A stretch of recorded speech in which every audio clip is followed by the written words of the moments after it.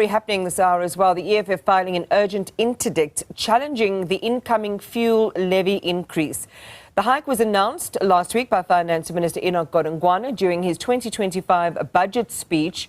In this application filed at the Western Cape High Court just this morning, the EFF accuses the minister of acting unlawfully by using the budget speech to make a unilateral decision on this matter. The 16 cents fuel levy was proposed as a means to close the revenue deficit in the national fiscal framework following the 0.5 percentage point VAT hike being withdrawn, and this increase is due to take effect from the 4th of June. I want to bring into the program EFF Treasurer General OmphileMaotwe. Umphile, good morning. Thanks for your time and for being with us. We expected some action from the EFF, bearing in mind your opposition to tax hikes such as these. You've now gone urgently approaching the High Court to interdict the fuel levy increase announced in the budget. Just share with us why. Good morning to you, Iman, and the viewers of Newzroom. Yes, indeed, we filed the papers interdicting the minister from increasing or effecting the increase on the fuel levy on the 4th of June because the minister has got no powers to introduce a national tax through a gazette, a government gazette, or a notice thereof. So when you do a notice, it's when you regulate a behavior, but not when you introduce a national tax, even worse, the tax of general application to everybody, rich or poor, wealthy or not. So the minister knows very well that the constitution of the country, section 77, is clear that any national tax that gets to be introduced needs to follow the Money Bills Amendment Procedure and Matters Act, which he knows with what he's trying to do now.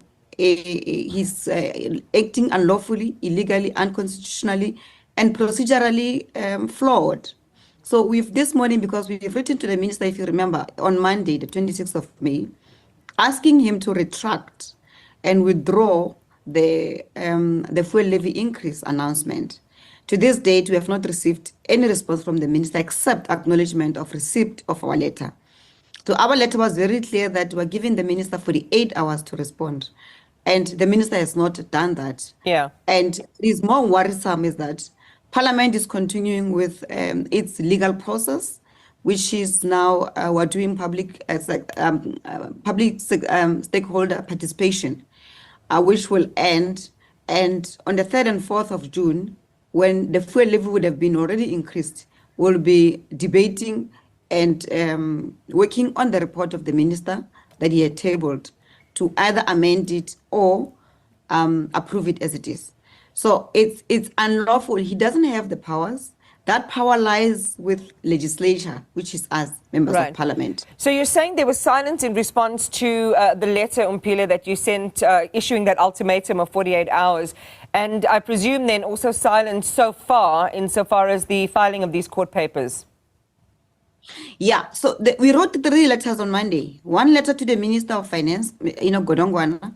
He acknowledged it. He acknowledged receipt of it, but he has not responded to the content. We written the letter to the Speaker, no acknowledgement, nothing. We wrote the letter again on Monday to the Chairperson of the Standing Committee on Finance, Dr. Joe Maswangani. He also acknowledged the letter and left it there. So we're left with no option but to interdict because 4th of June is next week. Yeah. And we can't wait. And what we suspect, because when we're asking, okay, what is going to be the process going forward? We're informed that the minister is going to issue a government notice, gazette. And as said yesterday, we were told that there's a memo on the table, but he has not yet signed it, and therefore the gazette has not come up. So we suspect that the minister was going to gazette on the 3rd of June, allowing us no window opportunity for us to interdict. So we brought forward to interdict, requesting relief from court to interdict the minister from increasing the fuel levy. All right. So it sounds like you interpret this as a maneuver to try and get it through in the way that he envisaged. In your founding affidavit, you raised concerns about the burden on low-income households. And Pile, just expand on the data and reasoning behind the EFF's view that this increase would disproportionately affect the poor. Similarly to the VAT increase, this fuel increase is an economical injustice to the poor.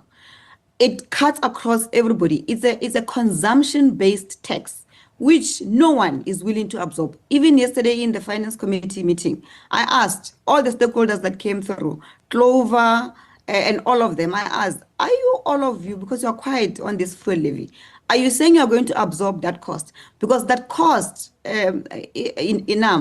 it relates to the logistics, the entire logistics chain of goods and services.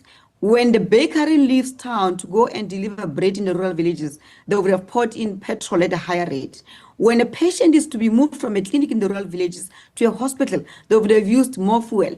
Taxis, the workers that are going to work every day, that are using buses, public transport, and otherwise, they are going to now pay more. I mean, the taxi industry already said, if this fuel levy comes into effect, they'll be left with no choice but to increase the fares. And it's only fair for them. No one is willing to accept and absorb this cost. They're going to pass it on to consumers, and those consumers are me and you, irrespective of whether you are rich or poor. So it's a tax that we are going to be taxed the same, whether you are rich or you are poor. Now, the poor were sitting at this government giving grants to 18 million people who they're giving grants to.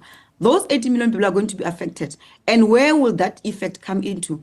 There'll be a price increase on bread. There'll be a price increase on everything, all goods and services. The cost of living is just going to go higher and higher. And our people will not be able to afford. So we deem this as an economical injustice to our people. Instead of the minister introducing progressive taxes, he wants to introduce regressive tax. And fuel levy is one of the regressive tax that he's introducing. And sadly, it will be more worse for the poor. Also, let me come in quickly. I just want to tease out a couple of issues relating to this court action that you're now doing. So it hinges on two pieces. One is the legality of it all. As you say, this is circumventing certain very important pieces of legislation. It can't just be ushered through under the guise of a budget address. And the other is the moral issue around the impact to the poor. How do you envisage this playing out?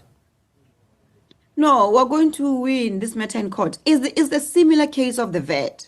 He attempted to do the same thing with the VAT. And you thought that he would have learned something when the court told him that you can't increase the VAT. You don't have powers to do that. That power does not lie with the executive. It lies with the legislature. So the minister is overreaching, and he knows it very well. So there's no difference between the same process he attempted to do when he wanted to increase the VAT with this one. Even our court papers are very clear that, hang on, we were here last month and we spoke about this issue. Then the minister goes back, literally replacing the VAT increase, like literally, with now the fuel increase. It's the same concept, it's the same route, it's illegal, it's unconstitutional, and it's procedurally flawed. He does not have the powers.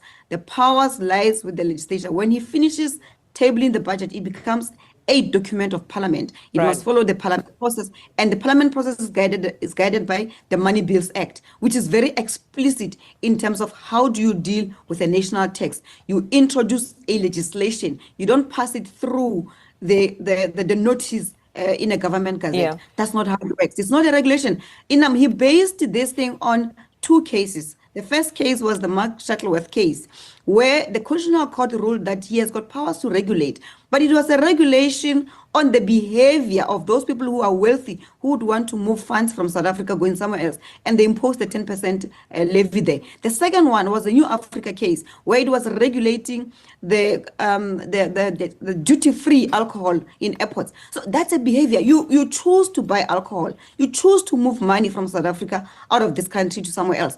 But with the consumption-based tax like a fuel levy, it cuts across everybody. You are going to pay tax on it directly or indirectly. And that is where we are saying it's an economical injustice to